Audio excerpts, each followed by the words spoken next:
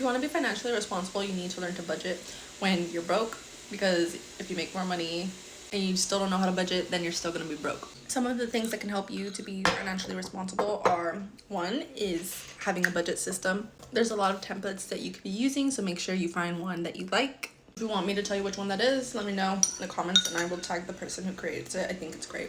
Next is, there's different methods, and I know this one isn't for everyone, but generally your expenses should be broken down by 50, 30, 20.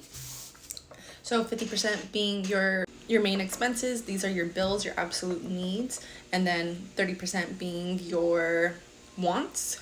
This could be gym membership, your eating out, dining, travel, the fun stuff, you know? Things that you can live without. And then the 20% should be savings. Like I said, this is a general rule of thumb, but figure out where you're at in that. Then you need to automate.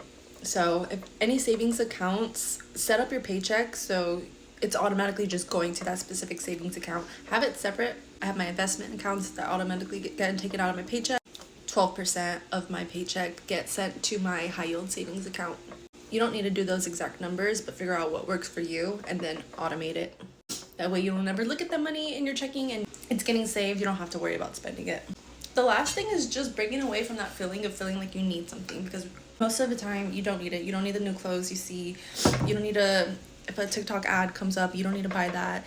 If an influencer recommends something that's on Amazon, you don't need it. You really don't.